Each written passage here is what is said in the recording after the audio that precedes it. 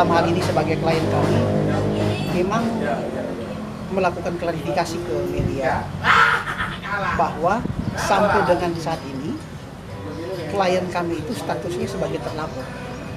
Jadi sampai dengan saat ini klien kami masih terlapor. Itu yang harus digarisbawahi. Jadi oleh karena itu kami tetap menghormati proses hukum yang ada di kepolisian yang sementara berjalan. Oke. Jadi kalau kami meminta dengan kondisi yang saat ini sedang beredar luas di media, kami meminta supaya semua pihak termasuk media dalam melakukan pemberitaan itu harus fair. Sebenarnya itu tujuan kami, harus fair dan berimbang. Karena kami melihat pemberitaan ini sudah semakin masif dan sudah berlebihan. Bahkan menurut kacamata kami, seakan-akan media ini sudah digunakan secara frontal untuk mendiskreditkan klien kami Pak Eli. Itu yang kami lihat karena memang baru kali ini kami tim kuasa hukum melakukan klarifikasi karena kami di sini kuasa hukumnya ada 3 orang, kami atas nama Handri Peter Poaye, kemudian Metu Salak Awong, dan ada rekan kami yang satunya lagi Ansari Mendel. Jadi harus diingat bahwa yang paling mendasar dalam proses penegakan hukum juga itu kan adalah penghormatan hak-hak setiap orang. Dalam hal ini termasuk hak daripada klien kami. Karena sekali lagi, klien kami masih posisinya sebagai terlapor. Terhadap pembuktian salah atau benar kan itu ada ruangnya nanti. Meskipun dalam proses ini masih ada laporan yang sementara berjalan, tetapi proses pembuktian salah atau benar itu nanti di ruang pengadilan. Jadi seakan-akan pada kondisi ini media sudah menjadi pengadilan untuk klien kami. Itu yang kami agak sedikit mohon maaf seperti keberatan dengan pemberitaan media yang sudah berlebihan. Kemudian artinya kondisi ini juga kami harus sampaikan karena jangan akhirnya klien kami itu menjadi korban trial by the pers. Jadi menjadi terhukum oleh pemberitaan media. Itu yang harus kami sampaikan. Karena kalau misalnya sampai dengan sekarang, ini jujur aja, sampai dengan sekarang belum tahu delik apa dan tindakan pelaku seperti apa yang dilaporkan terhadap klien kami. Sekarang laporannya itu berkaitan dengan pelecehan seksual pasal 12 Undang-Undang tentang tindak pidana kekerasan seksual. Itu semua jelas. Deliknya seperti apa. Sampai dengan saat ini saya sudah mendampingi klien kami untuk diperiksa, tapi sampai dengan saat ini sekali lagi status daripada klien kami sebagai terlapor. Kemudian pasal 12 itu ancamannya 15 tahun. Ini belum jelas semua pelecehan seksual seperti apa karena kami sebenarnya tidak mau masuk ke ranah materi daripada pemeriksaan bahwa sampai dengan saat ini klien kami tidak benar seperti yang dilaporkan oleh pihak pelapor. Itu tidak benar semua. Setiap orang mempunyai hak untuk melapor, cuma harus disertai dengan alat bukti.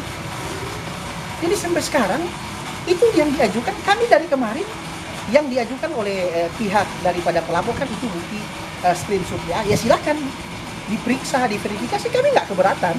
Kan kalau untuk screenshot chatting di WA itu kan nggak bisa dibantah semua.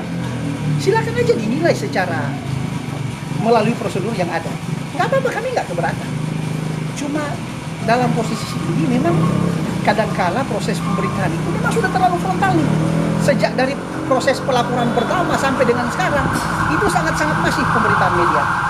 Jadi artinya kami bermau juga pemberitaan ini harus berimbang karena dalam proses penegakan hukum kita juga mau supaya masyarakat juga mendapat pelajaran hukum yang baik berkaitan dengan masalah ini. Sampai dengan saat ini kami sangat yakin sekali apa yang dilaporkan itu tidak benar. Apa yang dilaporkan tidak benar. Cuma memang karena ini terkesan pelecehan seksual jadi seksi banget begitu pemberitaannya. Padahal ini saya juga mau katakan bahwa ini nggak bisa dibuktikan. Sekarang mau dibuktikan bagaimana? Artinya kami tidak dalam posisi bahwa meragukan laporan, tidak. Semua orang punya hak untuk melapor. Tetapi harus dihormati juga bahwa yang dilapor itu seperti apa. Karena minta maaf, sampai dengan sekarang pun ini kami sudah melihat ini memang terhadap pelapor dan kuasa hukumnya, itu memang kami harus kasih peringatan khusus karena kami sudah ambil data-data di media. Itu pemberitaannya, kata-katanya memang sangat-sangat menyudutkan. Jadi itu yang nggak bisa diterima oleh nalar hukum. Jadi artinya kalau kalian mau seperti itu, ya silakan, ada ruangnya, silakan kalian lapor, nggak apa-apa. Cuma jangan sampai akhirnya klien kami disudutkan, sudah seakan-akan bahwa klien kami sudah terbukti secara sah melakukan tindak pidana pelecehan seksual. Itu yang keliru. Hati-hati loh. Soal tadi tidak benar laporannya itu apa gitu yang Pertama, indikasi. ini sekadar sekilas saja bahwa izin, coba minta yang ini secara sekilas saja. Artinya kami sebenarnya tidak mau. Ini kan laporan terhadap klien kami itu berkaitan dengan pelecehan seksual pada tanggal 17 Februari 2023. Itu sudah kami patahkan. Dan 17 Februari 2023 itu klien kami ada kegiatan keluarga, kegiatan secara pribadi yang memang dilakukan oleh klien kami. Ini saksinya ada semua. Itu apakah sudah dibuktikan dengan lie detector itu? Baik terlapor maupun... Kalau kami mau diproses apapun kami siap. Cuma kan proses ini... Peristiwanya 17, yang dilaporkan 17. Ini yang dilaporkan peristiwanya tanggal 17 Februari 2023. Laporannya... Memang di sini dia mengatakan bahwa peristiwanya itu tanggal 17 Februari 2023 sampai dengan 7 Mei. Oleh karena ini kan ini masih ngambang nih. Waktunya masih ngambang. 17 Februari sampai dengan 7 Mei ini seperti apa? Sedangkan yang dilaporkan juga di sini tindak pidana kekerasan seksual yang terjadi di Jalan Tugu Jepang, Amban, tepatnya di depan kantor LPNP. Ini apa? Ini masih kabur semua sebenarnya. Yang benarnya bagaimana? Ya, kan begini, yang benarnya itu kalau kami mengatakan bahwa ini tidak benar. Sekarang yang dia yang melaporkan, dia silakan dia yang membuktikan. Yang benarnya, pertama kalau ini menurut kami, tapi kan kami sekali lagi, kami tidak bisa membatasi. Mereka punya hak untuk melapor, karena semua orang kan diperlakukan sama di depan hukum. Ya. Jadi artinya memang kedudukan klien kami saat ini sebagai salah satu pejabat tokoh ASN yang ada di Papua. Cuma ini kan jangan dilihat dari sisi itunya, bahwa klien kami pun punya hak yang sama untuk dihormati secara hukum. Kalau pemberitaannya sudah sebegini masif, seakan-akan klien kami sudah salah, ini kan sudah keliru. Dan lagi pula, pemberitaannya hanya dilihat dari satu sisi saja. Dari satu sisi saja. Jadi oleh karena itu memang juga kami bermohon kepada teman-teman aparat kepolisian bahwa dalam proses penyidikan ini, ya nggak apa-apa. Artinya kan supaya juga semua orang mendapat pembelajaran hukum yang baik. Kita sebagai warga negara, supaya artinya tidak ada perbedaan bahwa semua orang diperlakukan sama di depan hukum. Cuma yang kami agak sedikit keberatan ya proses ini, seperti pemberitaan ini sudah masif dan memang terlebih khusus untuk pelapor dan kuasa hukumnya. Memang jujur aja, ini kami memberi peringatan khusus ke mereka bahwa ini sudah di mana-mana. Seakan-akan kami sudah ada data-data, ini masuk pasal inilah ya kami tidak bisa menguraikan, tapi kami sudah ada buktinya semua.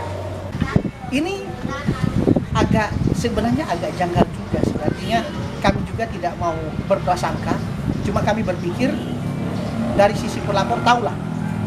Artinya dia juga harus tahu. Karena jangan sampai begini, jangan sampai kalau dia sampai memberikan laporan yang tidak benar, ya, dia bisa kena. Ada konsekuensi hukum. Dan ini kami memberikan artinya artinya tidak mau mengancam, tapi bahwa harus menjadi catatan bahwa dari satu sisi ketika dia melaporkan, dia harus menyertakan alat bukti. Lalu apakah ada upaya lain semacam mendorong festival justice? Sebenarnya kan memang namanya tindak pidana kekerasan seksual itu memang tidak bisa dilakukan pencabutan terhadap proses ini. Artinya memang kalau menurut kacamata hukum, kalau ya memang perkara ini tidak cukup alat bukti, harus dihentikan.